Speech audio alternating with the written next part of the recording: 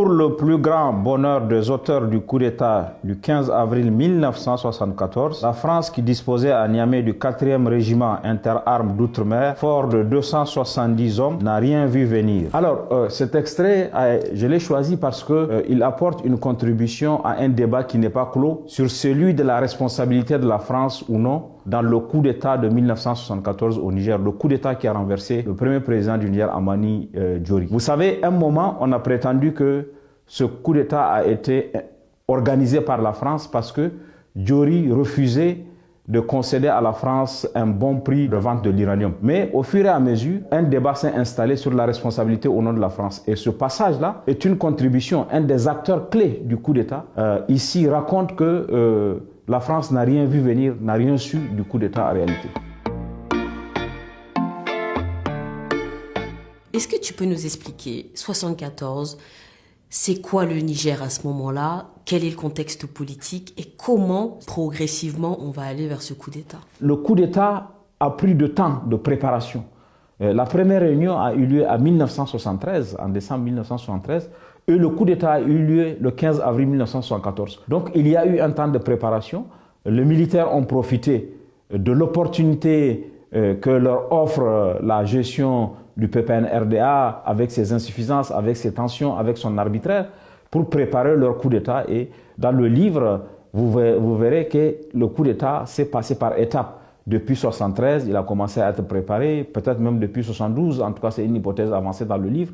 Progressivement, les choses ont évolué et le 15 avril 1974, toutes les unités ont convergé de l'intérieur du pays pour renverser en moins de 24 heures le régime du PPN-RDA. Le président Diori a été arrêté le 15 avril, transféré à Zender le 22 avril où il est resté en détention une dizaine d'années avant d'être libéré. Pourquoi tu t'es intéressé à ce moment de l'histoire nigérienne? Comment l'idée d'en faire un livre t'est venue? En juin 1980, le président du Conseil militaire suprême, le colonel Séni Kountché à l'époque, avait fait arrêter le commandant Boulama Manga, qui était avec lui un des acteurs clés du coup d'État. Et on n'a jamais su en réalité ce qui s'est passé véritablement entre eux. C'était une des énigmes les plus coriaces de l'histoire politique récente du Niger. Moi, j'ai eu l'opportunité de rencontrer Boulama Manga avant son décès et il m'a raconté pour la première fois,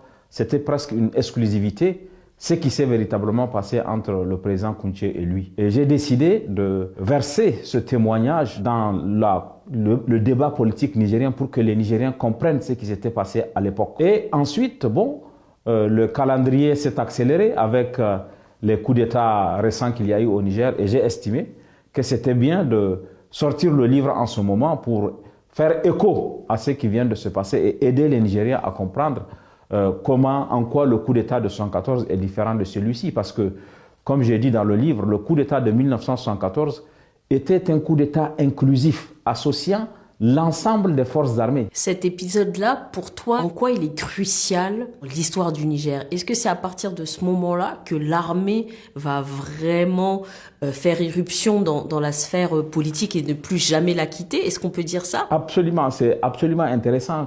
Parce qu'à partir de 1974, du 15 avril 1974, quand l'armée a pris le pouvoir, elle l'a conservé jusqu'à 1993, qui est la première élection. Le président Séni Kountché, qui est le président du Conseil militaire suprême, qui est le directoire qui a pris le coup d'État, a dirigé le pays de 1974 à 1987. Il est décédé ici à Paris. Et c'est important aussi de constater que lorsque le président décède, puisqu'il n'y a pas de constitution, c'est l'armée qui décide de désigner le chef d'état-major Ali Seibou, et je raconte comment il a été désigné dans le livre.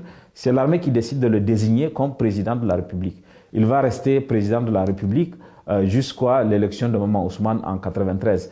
Je pense qu'à partir de là, l'armée a marqué l'histoire politique du Niger, puisque si on compte de 1974 jusqu'à 1993, ça fait une longue période. C'est ce même réflexe, finalement, si on analyse, qui conduit au coup d'État de 2023? Oui, même si le coup d'État de 2023 avait une spécificité. Nous n'étions pas dans un blocage politique.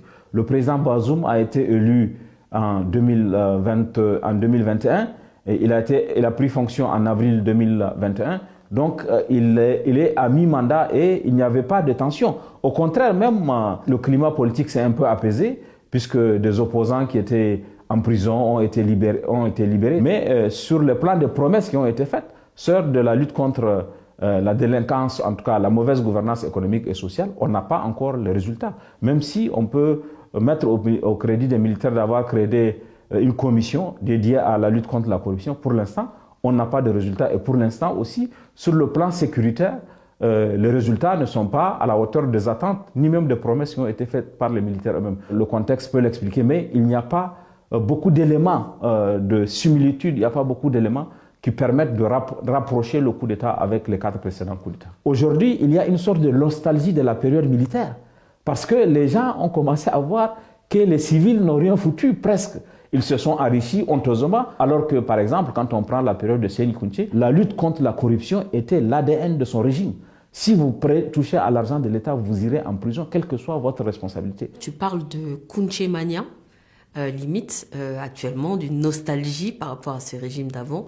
Comment est-ce qu'on le voit aujourd'hui? Vous savez, pendant la période de Kountché, le Niger a pu placer Idé Oumarou, un de ses diplomates, au poste de secrétaire général de l'Organisation de l'Unité africaine à l'époque. Donc le Niger avait remporté des succès diplomatiques. Et tout ça a aujourd'hui presque disparu. Et c'est ça qui fait la nostalgie des Nigériens. Et cette nostalgie-là, on la voit à travers la diffusion des discours de Kountché. Et moi-même, j'en reçois les extraits du discours emblématique que Kountché a fait pendant sa période. Le Damergou sera sauvé, le discours sur Keïta, donc des grands discours que Kountché a fait, et des propos qu'il a tenus lors de ses conférences de cas, tout ça est diffusé à travers les réseaux sociaux, les groupes sociaux WhatsApp. Et vous voyez aussi, les photos de Kountché ressurgissent sur des profils de très nombreux, des milliers de Nigériens.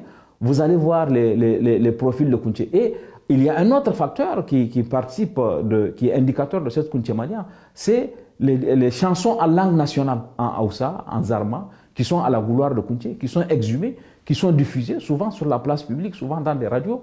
Et tout ça, je pense que les Nigériens ont le sentiment d'une gloire perdue, que le pays avait une gloire sous Séni Kountché, avait un prestige, avait un poids diplomatique qu'il a perdu aujourd'hui par la faute de ceux qui nous dirigent. Et cette comparaison-là, quand les Nigériens la font, ça renvoie à cette Kountché Mania que l'on observe aujourd'hui. Dans ton livre aussi, il y a quelque chose en filigrane, c'est le rôle de la France. Le rôle de la France en 1974, on a prêté à la France l'idée d'avoir renversé Diori parce que Diori ne se pliait pas à elle. Le livre apporte à la suite de ce que Femoumouni Adamou Djarmakoy, qui était un des acteurs du coup d'État de 1974, a écrit pour expliquer que la France n'était pas mêlée à ça. Et malheureusement, à l'époque-là aussi, la France n'a pas vu venir.